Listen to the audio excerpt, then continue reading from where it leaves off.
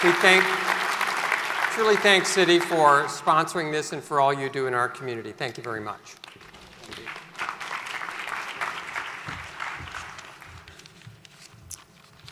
Good afternoon.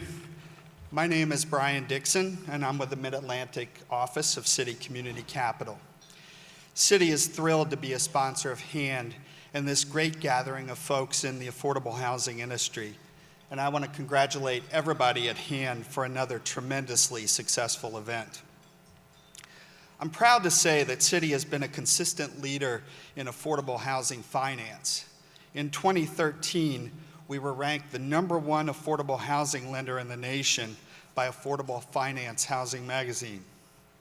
Through the efforts of Citi Community Development and Citi Community Capital, we're committed to addressing the need for increased affordable housing in the Washington region.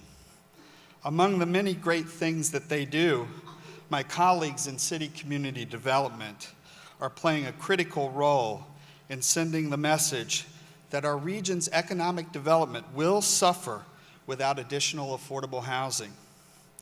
Citi is co-sponsor of a regional task force working to underscore the need for more affordable housing in our region and the potential negative effects if we fail to produce the additional housing.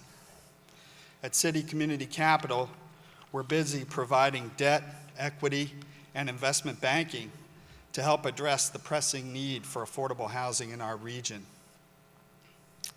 This year, I have the distinct pleasure of introducing our keynote speaker, Jonathan Rose, a true thought leader in the affordable housing business.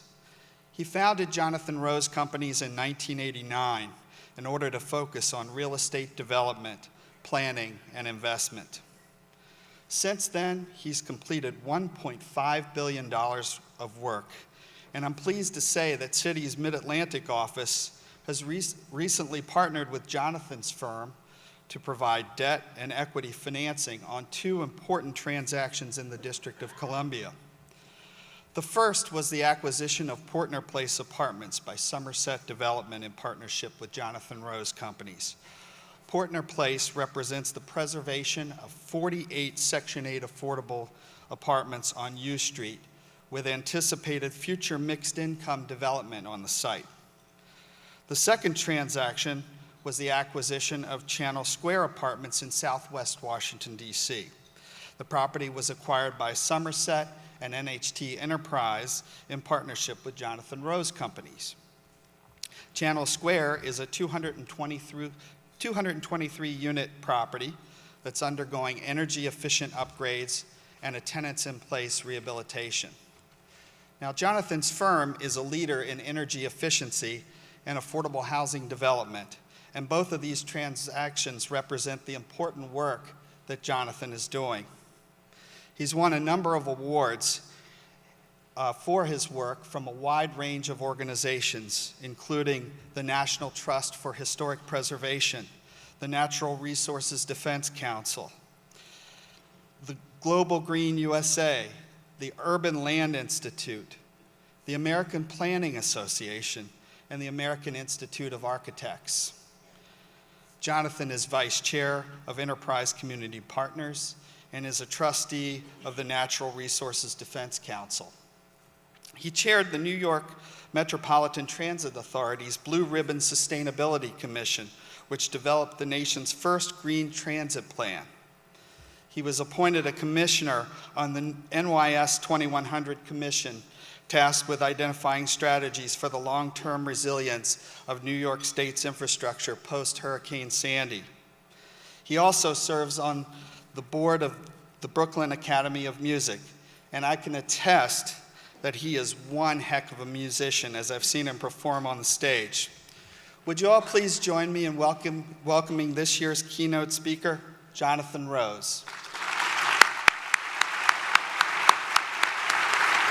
Thank you, Brian. Thank you very much. So I'm going to talk about developing communities of opportunity.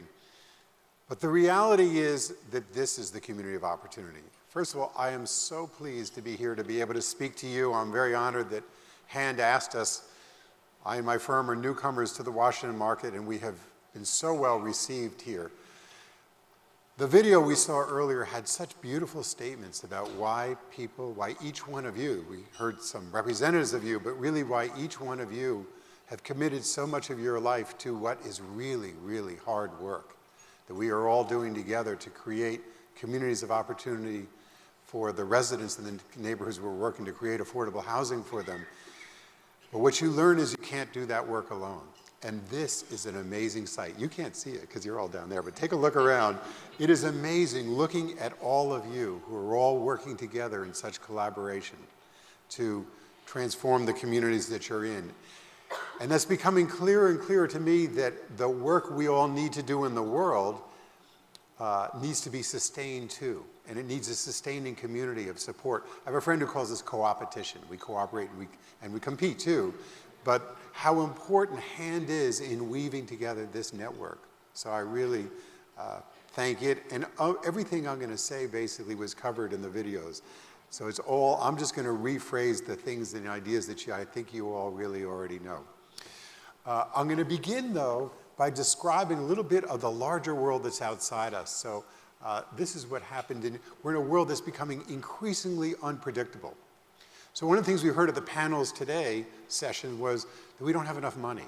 And as we really look ahead, the uncertainty about where there'll be enough money to deal with the growing need is a real problem for us. But also, as you look at this image, what you see is there's uncertainty that's increasing around the world. This is as I said, the transformation that took place in Egypt. In India, there was a blackout a couple of years ago in which 10% of the world's population lost power in one event. And these perturbations of energy supply are probably more likely.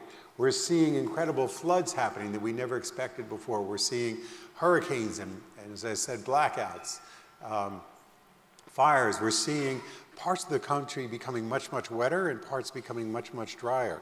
So whereas we think more now on the East Coast about hurricanes, we're thinking much more about forest fires and droughts in the West, and dust storms in Phoenix, and sprawl that is taking place all over the country. The military has a phrase which is VUCA, volatility, uncertainty, complexity, and ambiguity. As all this volatility, we're living in a much more interconnected world.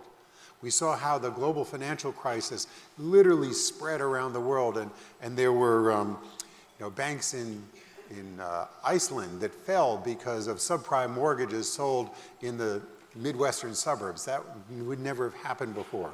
So there's this when you have deeply interconnected but volatile systems, it's much harder to focus on one thing and get a result. The outputs are much more ambiguous, and this makes our work much, much harder. There are also some megatrends. These are the big macro trends that, again, they're bigger than any city. In many cases, they're bigger than any country that we're all subject to. One is climate change, which is going to lead to a huge amount of disruption and difficulty. Biodiversity loss, which is, by the way, the two of those are going to lead to, we've not really had food issues in a long time. As a matter of fact, even globally, food issues are getting better, but those are going to become worse again.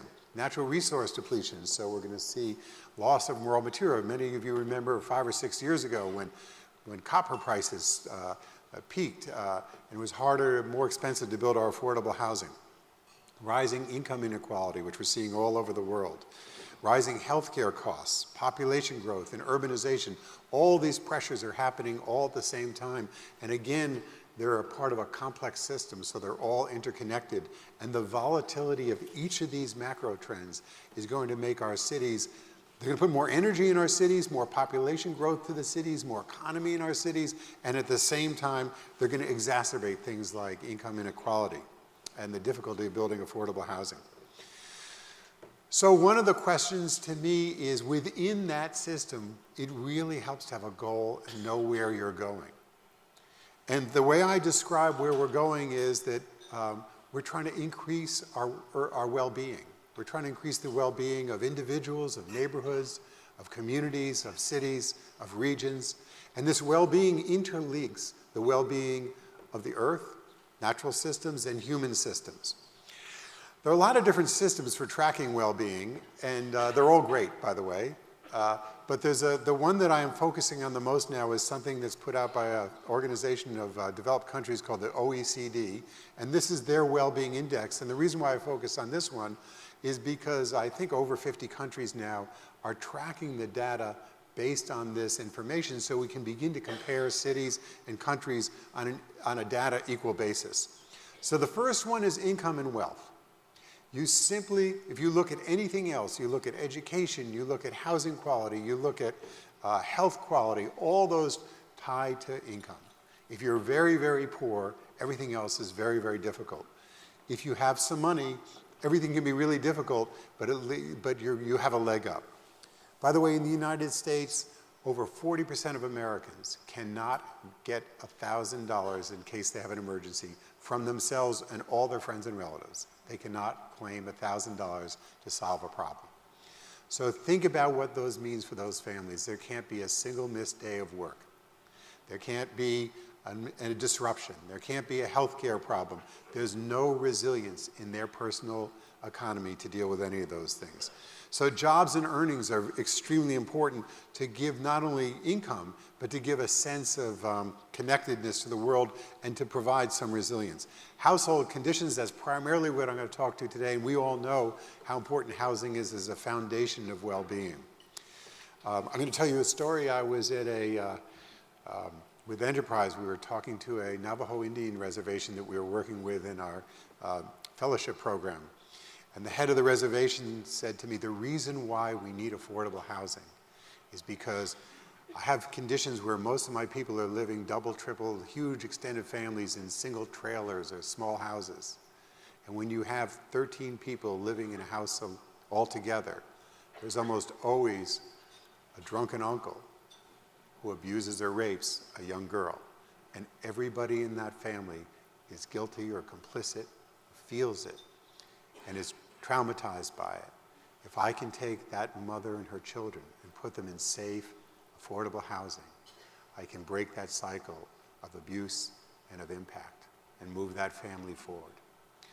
And so housing is so, I'm going to talk much more about this later, so important for that. Work-life balance, we know how important education is, particularly in this world today as it's becoming much more technical, much more science-based, much more moving much faster. The difference between the educational haves and have-nots are so important. Social connections, we know that a great deal of well-being comes from relationships with others, from being part of a community. One of the things I heard today, again in the morning session, was talking about affordable senior housing, and we know how isolated low-income seniors can become and how important housing is, not just for the roof over their head, but the creating of community. Civic engagement is really, really important.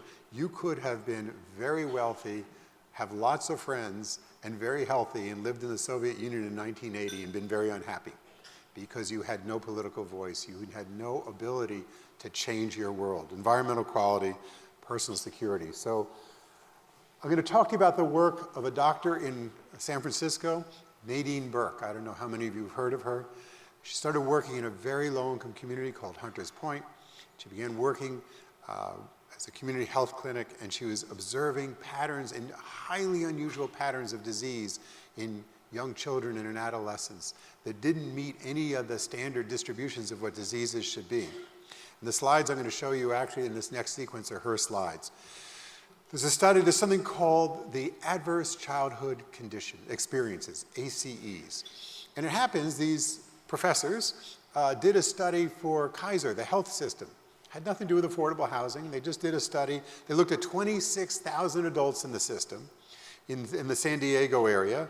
And what they discovered was, so they defined these things called ACEs. So for example, childhood abuse is an ACE. Having your family evicted is an adverse childhood experience. Having noise, your parents having an enormous fight and breaking up. Experiencing violence, living in a kind of community where somebody else you know gets shot. Each one of these is an ACE. And what they found is that if a child between the age of 0 and 3 has 4 or more ACEs, that the health results are extraordinary. They are 6 times more likely to smoke as an adult. They're 4 times, so these are the ACEs. So if, for example, you have 0 ACEs, the population is about 2.25% of the population are alcoholics. If you have 4 ACEs, 16% of the population are alcoholics.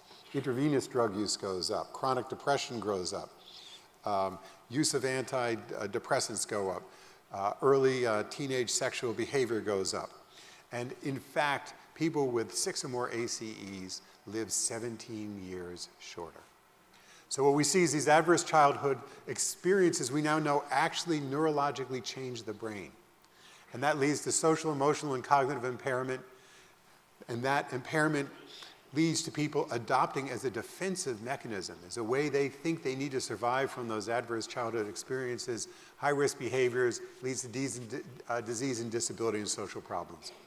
So what we're now seeing is the neurological basis of what happens if we raise our children in really terrible communities, in communities that are physically terrible and that are emotionally and socially terrible. This is from another doctor from Boston, Megan Sandell, and what she's saying is if we really look at health, that there are, by the way, this is the framework which I'm saying, is that to create communities of opportunity, housing absolutely is the platform. It is deeply connected to health. It is deeply connected to social cultural experiences. And there's a whole system that we need to transform, but that housing is the beginning of this.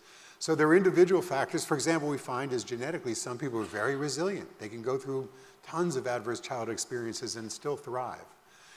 Their behaviors, there's public infrastructure, which we know how's important. We've really learned how important it is for people to get out of the car, to be able to walk, the affordability of mass transit, the living conditions, and social, economic, and political factors. All these add up to health. We can no longer solve our neighborhood health problems merely by prescribing more medicines. One of the things we've learned is actually you can prescribe exercise, prescribing healthy food. We know how important education is. So there's a series of factors that are all key to creating communities of opportunity, and that's what okay. So, actually in the videos there was a couple references to this phrase of community of opportunity. So what is a community of opportunity? It really has 2 foundations at the bottom. And the first is affordable housing, and the second is education. We need to build upon that healthcare and jobs, livelihood. And then above that, these neighborhoods need access to mass transportation. They need arts and culture, neighborhood serving markets with local fresh food and open space. And what this diagram shows you is that we can begin to map these. If we have really good metrics and data, we can begin to understand where the strengths and weaknesses of a community of opportunity are. And then I think our goal as housers, remember what I heard so much earlier was, we're not housers because we love building buildings. Actually, we do love building buildings. But we're housers because we care about the people who are living in those buildings. We're housers because we want to create great places. We care, we come with compassion, and we care about making the world a better place. And it turns out that we actually need all these pieces. Now, I don't expect houses to build mass transit systems or to preserve open space. We actually need to align more with groups like the Trust for Public Land or others to do these. There are other people who specialize in it. But we should recognize that these are all the elements. And this graphic shows you that in some cases, some pieces are stronger and some are weaker. We need to look at the overall pattern of how they all fit together. The patterns are going to be very different in different communities. But this kind of mapping will help us understand that. So let's go to Washington. Washington is really one of the first places. There was a study the Urban Land Institute and others did called the Beltway Burden. And it was a great study. It really put on the table for so many people the integration of housing and transportation. So I don't know how many of you read it. How many people here read the Beltway Burden or know about it? Okay, good. So what the Beltway Burden noted was that people were driving to qualify, that the farther they were from job centers, the cheaper the housing, but the more they were spending in dollars to get to the housing. And as fuel prices rose in the the mid-2000s, they were getting hit. So they were living far away. They were spending hours in traffic getting to and from work and shopping and everything else. They were living quite isolated. They were not members of thriving communities. Remember, one of the 10 constituents of well-being is social relations. But if you're never home to be part of you know, a sports team or to hang out or play cards with your friends or play music on the back porch because you're spending hours every day commuting and then you're exhausted. You're losing that social connection. So these people had traded. They didn't trade because they couldn't afford. They had no choice but to live far away and then be stuck in traffic. And it had enormous deleterious effects on their lives. So here's what you see is the deeper the blue, the higher the monthly transportation costs. So the people who were living in the most affordable areas were actually spending more money, the most money, getting to and from work. And this is another version of the same study, which just shows what the housing cost was, and then you see above the transportation cost in outer suburbs, inner suburbs, et cetera. So there's this interrelationship. What we're beginning to see is how the different pieces tie together. And what we're also seeing, interestingly, is there's this, in this case, people were spending over 40% on a combined housing and transportation costs. In the United States today, over 40 million families are spending more than 50% of their income on housing and transportation. Over 20 million American families are spending over 50% of their income purely on affordable housing alone. I don't understand how you live if you spend 50% of your income on housing alone, and you have transportation on top of that, and food on top of that. I don't know, there's probably no money for health care. Internet access or a cell phone, you can't live without that today. And taxes, it's impossible to understand how that all adds up. And so we cannot solve these problems until we bring the cost of housing affordability down. I want to show you two things that our company is doing in partnership with great companies here in Washington to try and help solve some of these areas.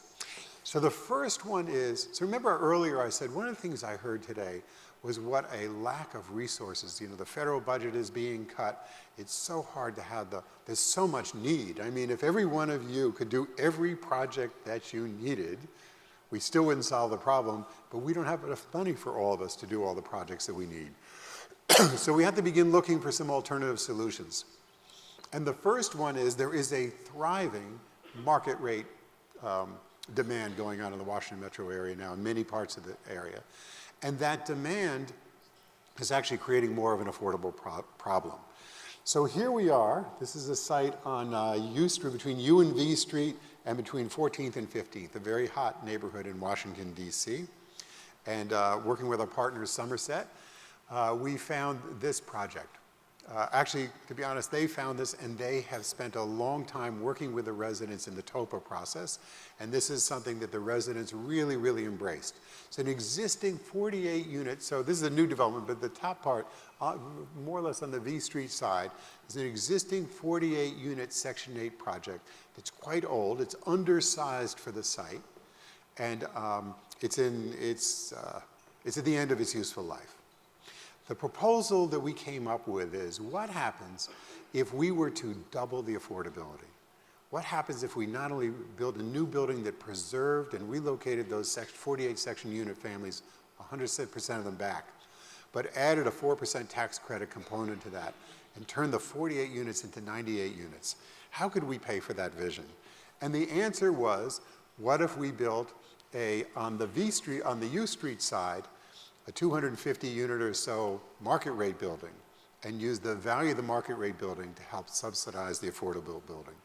So what that took was, it's still going to take public money, which we're very grateful for, but the public money could never achieve the subsidies that are going to be achieved by the market rate side. So we're now actually looking for a market rate partner who can help us spend a lot of money to build this side, so then so that this side actually can generate a lot of subsidy that's actually going to go to the V Street side, the affordable side, tying the cross subsidy of tying these two together. The city of Washington has been fantastic and very supportive of our PUD process, and I think really sees this as a potential model. We're using, if you can take market rate development and use it to actually double the affordability on a site, that's a win-win for everybody. Another program that we have been doing nationally and also are very excited about doing here in the Washington area is cross-subsidy within buildings. So working with our, by the way, that was funded by Citi, and working with our partners at Citi, and again with Somerset, and in this case also the National Housing Trust. And again, using the TOPA process and working with the residents, we purchased this wonderful 233-unit apartment building called Channel Square Apartments, which is in the southwest quarter. This is a very hot area. There's a lot of development going on there right now, and a lot of pressure on affordability. So in this case, we've come up with a structure in which we're keeping a third of the units affordable to those earning less than 50% of area median income, a third affordable to those less than 80% of area median income, and a third that are going to be market rate but subject to rent stabilization. So this is it's a mixed income model in which, and by the way, in exchange for this, we've already started with $700,000 of energy efficiency retrofits. The interesting thing about energy efficiency retrofits is they do two things. They benefit the owner in that they keep our energy costs down. Obviously, they're better for the environment, but also they're benefiting our residents in that we're getting their energy costs lower too, so that it makes the rents, their cost of being in the buildings more affordable. So again, this is a mixed income model. We actually think mixed income communities are healthier communities. They're more, this is allowing affordable residents to stay in a rapidly improving neighborhood. And it's using the mix of incomes in the building to be able to finance its acquisition. We think that it's really important as you do this work to set up metrics. Remember, I started this by showing you the OECD data. Now, as a developer, I don't have all that data for what's going on in my neighborhoods. But we think as we set forth with the goal of really creating greener and healthier communities and buildings, that we need to track them. We need to actually show our results. So on the green side, this is just a sample of, this is kind of the framework that we use. We're buying buildings in portfolios, basically in funds, and we're using a tool called GRESB, which is a global standard for reporting on the sustainability of how the overall fund investment's doing. And it actually requires us as a company to set a whole series of standards, the internal standards. At the property level, we're using Bright Power and others. We're actually doing individual energy monitoring. I'm going to talk to you a little bit more about that in the apartments themselves and in the buildings. And we're trying to do as much real-time tracking on energy use, recycling, and water use so that we can set goals for reduction, build those into our pro formas, and then actually make sure we're achieving them. We're doing the same thing with the tenants. Okay. And where, as I said, we're tracking power, water, recycling, and actually chemical use inside the buildings. This is an example of an energy scorecard for a project, and you'll see there's some A's and some D's here. It's kind of an interesting mix. But in real time, we're getting feedback, and our building managers are getting feedback. By the way, anybody can sign up for this system. Enterprise uses it. It's called the Bright Power Energy Scorecard System. They take your utility bills, they kind of analyze what are causing your energy and water use, and then giving you feedback on it. So one of the things we've learned is we see these very high energy bills, and then we take these little meters and we go in and we actually kind of track different circuits. And what we discover is like maybe a pump that's supposed to be on a timer isn't on a timer. Or, for example, one of the things we learned is we did this LEED Gold building, and it was supposed to have variable speed pumps, and it didn't. They were all constant speed pumps. And actually, even after we finished the building, we had to pay to go back and replace the pumps, but they had a 2.5-year payback to replacing them with variable speed pumps. So a lot of what we're learning in this process as we're continually trying to drive down waste is, I'll give you another example. We just discovered in a building, a couple toilets that were just running endlessly, but by watching our water bills carefully every month, we were able to see, something went up. Where is it? And then go through, find the break, find the leak, find the toilets that are running. And these are a huge amount of wasted resources and a huge amount of wasted cost. So real-time feedback. I'm going to skip that, and I'm going to talk about. So one of the things we've also found is how can we give our residents better control of their own energy costs. So we're developing more and more behavior modification strategies. We're building more and more of our buildings with meters inside the units. This is an experiment we did with Columbia University where we put these outlets. Every outlet had a separate IP address so that the residents could actually see, for example, that their TV, I don't know if you know, but a TV that's on standby is not really off. And a TV that's on standby uses more electricity. You think it's off, but it's using more electricity than your refrigerator. So people, once you learn that, then you put it on a power outlet and you can just switch it on and off and you can control it. So by giving people real-time information about their utility use, all of a sudden they gain control over it and they can make decisions and save $50, $80 a month, which is actually very important in lower-income communities. This is a program that Enterprise did in creating a behavioral change toolkit to help residents. It's called a resident engagement toolkit to help, and it's in 4 languages. If you need to talk to Enterprise to really help your residents learn how to change their behaviors. I'm going to end with this, and then I'm going to go to questions. This is a vision of what a community of opportunity looks like. And this was done in Portland, Oregon. And I strongly recommend that in the communities you're working in, you think of such an engaged process. So if you look at this, in this one image, so see this little kid right there, and the kid is in front of a stand that says Oregon grown, so it's locally grown food.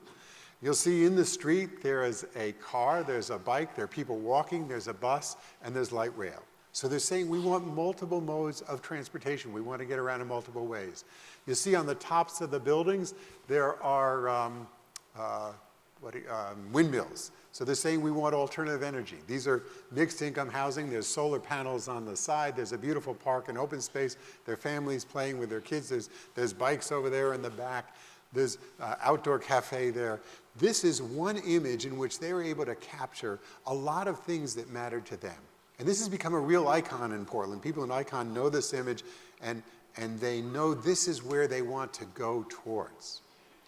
And so I really think that's very, very important. Remember, I started this by talking about what a volatile, uncertain, complex world we are in. In the middle of my talk, I talked about how important it is to build communities of opportunity and how important housing is within that there are all these elements. So the question really is, how do we get to that goal when the winds around us are buffeting us even more and more? And I think the answer is to have a really clear vision of where we're going, to identify it as a physical vision, as a icon that you can see, that the residents and neighbors and parts of the communities you're working in can see. And I think that will really help direct us. That'll give us a center of gravity in this very volatile, uncertain, and complex time. Thank you.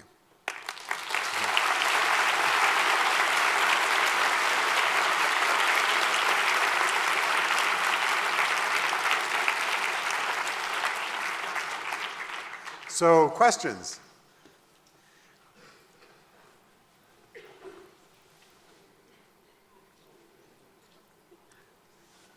I don't see any questions. So, if you don't, pardon me? Oh, yes. By the way, you don't have to ask questions. You can, we could all go home earlier. From your experience, how does the Washington area, and particularly the District of Columbia, compare with other jurisdictions in your ability to do mixed income, purely affordable, permanent supportive housing, in terms of local resources? And I'm talking housing Right. trust fund, but I'm also talking about the banks and the philanthropic community and the other resources that are available to us trying to do. How do we compare with a kind of national model? So the question is, in Washington, how do you compare with other communities in terms of the resources on the public side and private side and not-for-profit to achieve the goals that we have? And the answer is, you're really ahead. By the way, we have found it's simply impossible to build affordable housing or preserve affordable housing in communities without resources. If you just look to the federal low-income housing tax credit or 4% bonds, in much of America today, that just doesn't make deals work. So we absolutely need low-cost loans. We need a really engaged banking community that is motivated by the Community Reinvestment Act. And you also, by the way, need ambition and intelligence in the public sector. You actually need people who get it, agencies that get it, and are really working hard to be creative and solve problems. You need partnerships. We see every bit of that here. We're incredibly enthusiastic. So we view Washington as really probably our #1 growth area that we're paying attention to. And you guys may think it's hard, but this is, compared to the rest of the country, there's a lot of resources here. Yes? Mr. Rose, I have two questions for you. Thank you, first of all, for an amazing presentation. My first question is, have you ever repurposed commercial properties?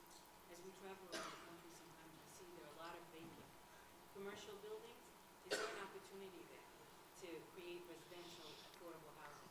Then my second question is, there's a school of thought that the way we build is more costly and more expensive, and prefab housing, and the other one is the, I forgot the name, but you know what I'm saying, modular Right.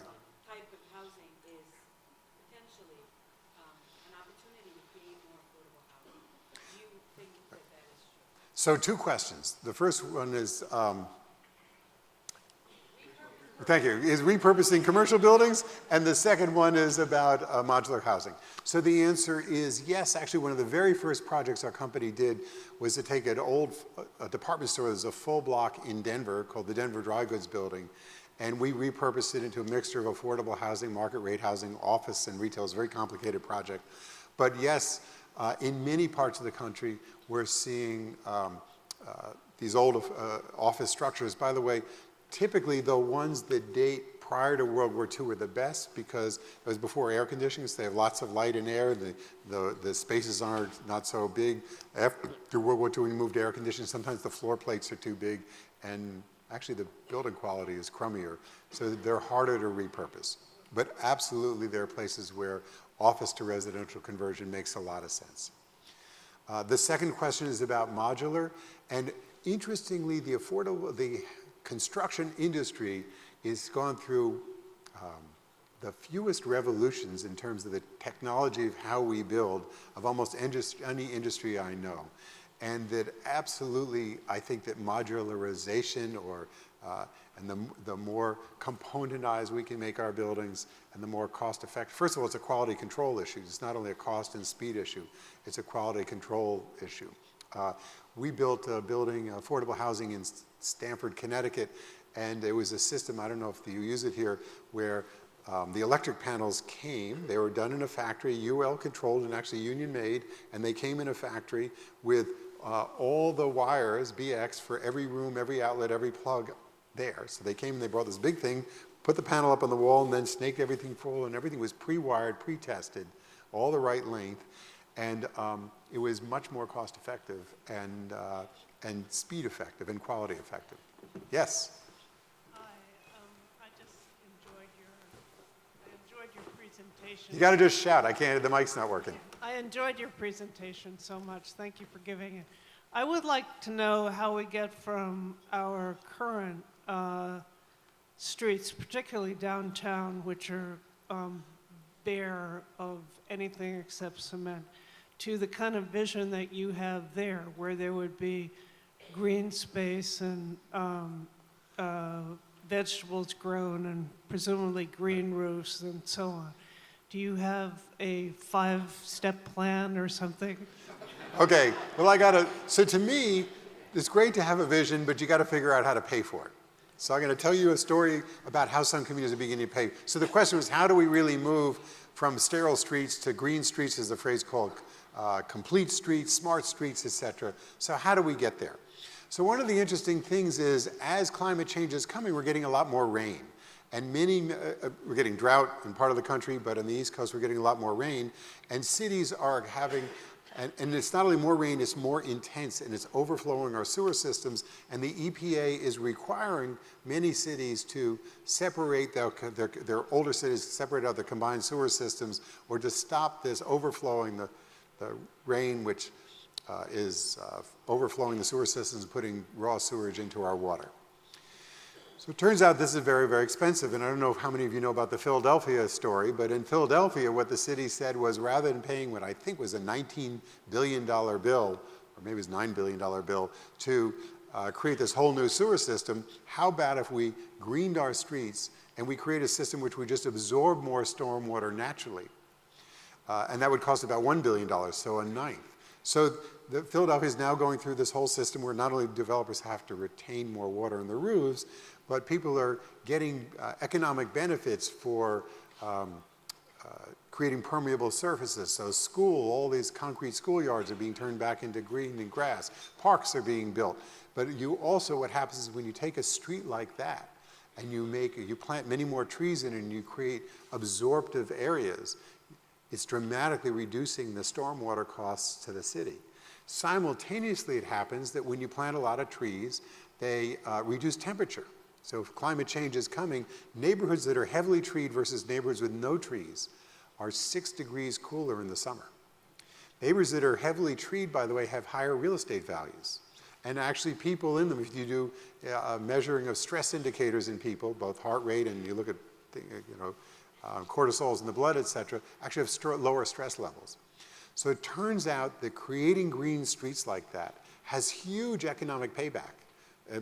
Both on the stormwater side, on the health side, by increasing real estate value, you're actually increasing real estate taxes.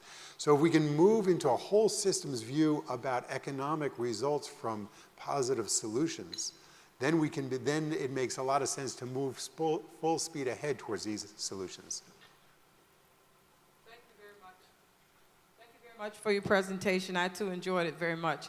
I'm also asking a question about the vision that's there. We're located in Ward 8. I'm a pastor in Ward 8, and we have a vision similar to that to transform the area that's recently been declared by the FBI the 22nd most dangerous neighborhood in the country.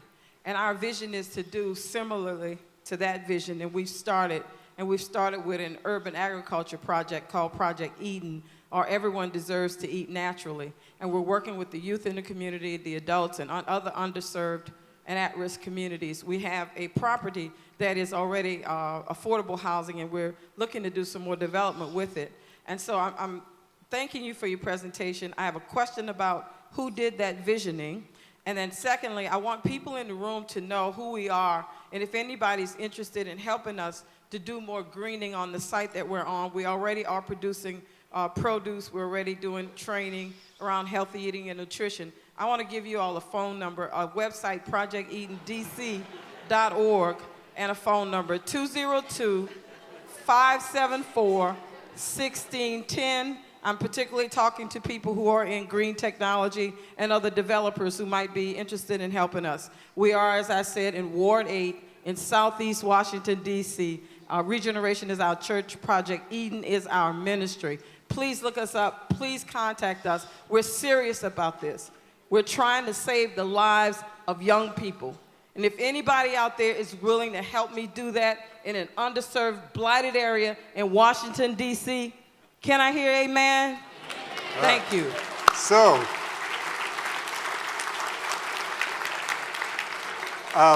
the person who did this is the Portland Sustainability Institute. So it's a local sustainability institute. You can go to their website and see more about what their process was. But here's one thing I know, that what transforms communities is community-based leadership. And it's pretty clear to me that a decade from now, you won't even be on that FBI list.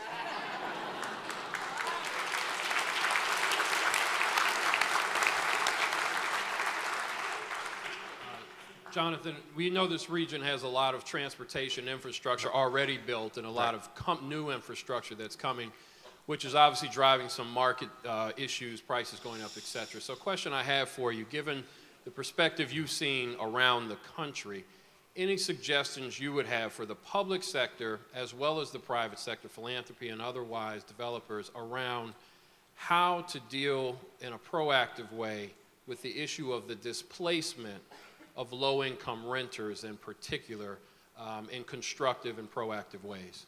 Got it. Thank you, Dave. So as I understand it, you're really talking about as the transportation system grows, the mass transportation system grows.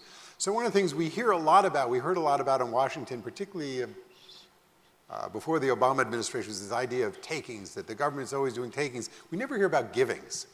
And transit is an amazing giving. When mass transit comes to new neighborhoods, it creates enormous value. My belief is that that giving needs to be matched with a moral commitment. Not a moral commitment, a zoning commitment, actually. It's based in a moral commitment. And that every time that, actually, I believe that we should make it a requirement of the awarding of any mass transit dollars or mass transit improvements to a neighborhood, that neighborhood has to come up with a balanced housing plan to respond to it. It should be a condition of the givings that come with transit investment dollars.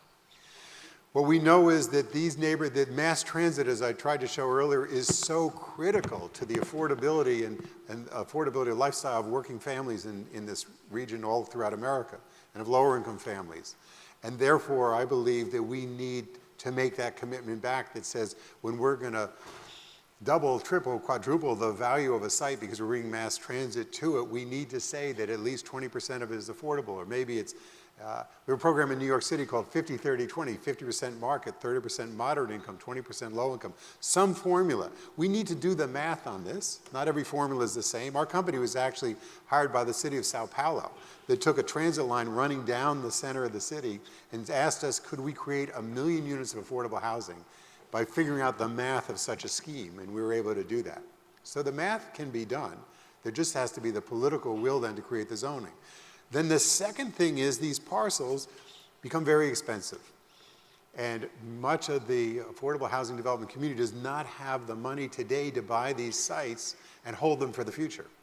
And so we're seeing Enterprise and many others are creating affordable housing land trusts or transit-oriented development holding funds, acquisition funds that can buy the land today, rezone them, hold them through the transit improvements so they can use today's money to look forward into the future and create the resource. So if we have the zoning there and the land there, that's all available for affordable housing development, then you, the affordable housing community, can be unleashed to turn that into solutions. Thank you, everybody.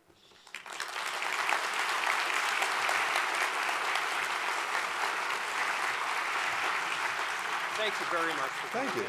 Really appreciate it.